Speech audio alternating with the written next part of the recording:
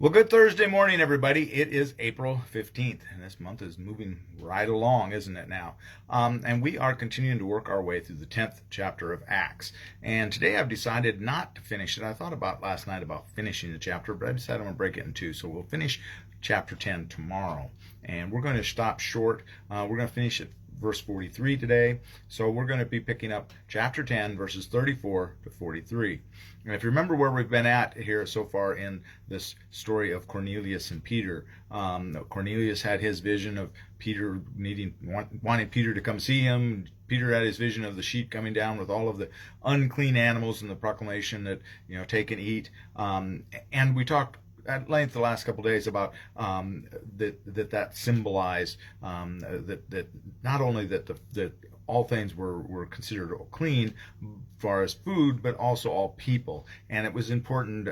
Some discount that whole thing about the food, but I think that's important, as I've reiterated for 2 days now, I believe, that in order to have right table fellowship, in order to really talk about Jesus to people, we need to be able to be in community with them, and that includes table fellowship, and that includes eating the foods that they are used to eating, and being able to enjoy those things and not cause disruption. We need to have a clearer path there.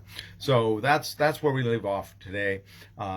Peter has been, the three men, the two slaves and the soldier have come and gotten Peter, and he is gone, and he has arrived at, yesterday we left him arriving at Cornelius' home, and Cornelius greeting him and now asking him to share the word, the message that God has given him. So listen to all that the Lord has commanded you to say, is where we ended off yesterday. So let's pick up in verse 34 and go through verse 43 in the 10th chapter of the book of Acts. All right? Then Peter began to speak to them. I truly understand that God shows no partiality, but in every nation, anyone who fears him and does what is right is acceptable to him. You know the message he sent to the people of Israel, preaching peace by Jesus Christ. He is Lord of all. The message spread throughout Judea, beginning in Galilee, after the baptism that John announced, how God anointed Jesus of Nazareth with the Holy Spirit and with power, how he went about doing good and healing all who were oppressed by the devil, for God was with him. We are witnesses to all that he did, both in Judea and in Jerusalem. They put him to death by hanging him on a tree, but God raised him on the third day and allowed him to appear, not to all the people, but to us who were chosen by God as witnesses, and who ate and drank with him after he rose from the dead. He commanded us to preach to the people and to testify that he is the one ordained by God as judge of the living and the dead. All the prophets testify about him, that everyone who believes in him receives forgiveness of sins through his name. All right, through his name. And in there you noticed the witnesses and who ate and drank with him. Again, reiterating the importance of that table fellowship.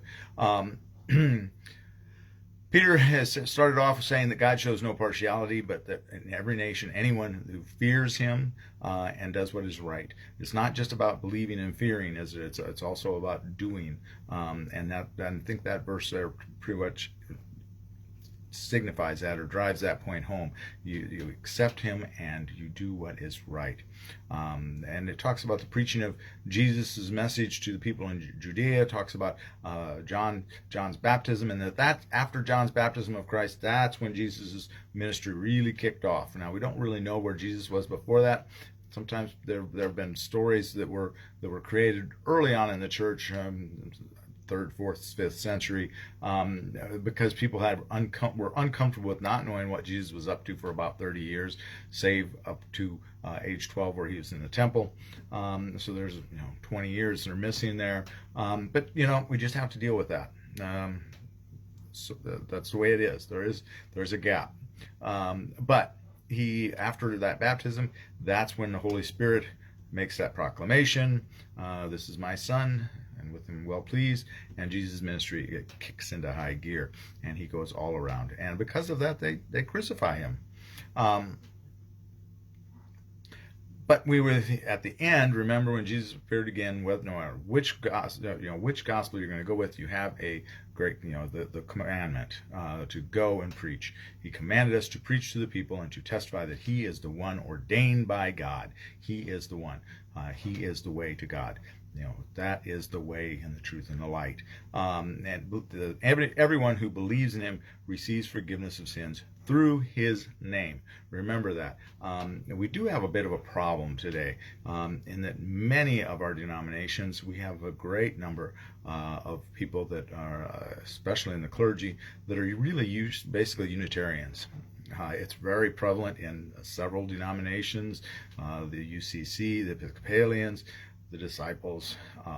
There are some in the ABC as well, the American Baptist, the Methodist, the ELCA, you name it. There are definitely pastors that are basically Unitarian, and some that are not. Basically, they flat out are, meaning that they have basically a belief that any old religion is as good as the next, and that is just not scriptural, folks.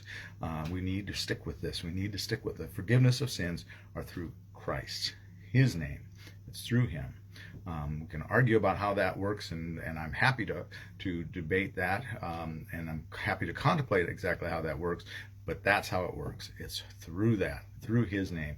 And so that dispels any idea that one religion is just as good as the next.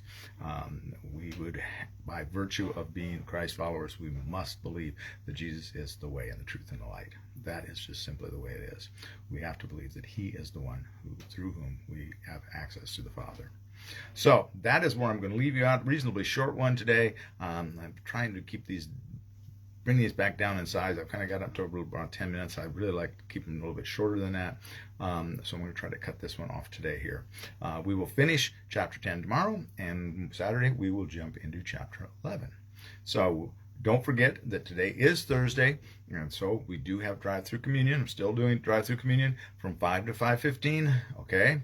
And come on by the south side of the church. If I'm not out there, because it could be windy, I don't know, I'll be inside the door there and watching through the window, and if you pull up, I'll come out. But I may very well be standing out there unless it's too miserable weather-wise. And then don't forget, at 7 I will post up a song or a hymn or something for you to enjoy. Haven't picked that out yet. It's one of the next things I need to do. So with that, have a blessed day, and please, please, please be a blessing to someone today. We'll see you later. Bye-bye.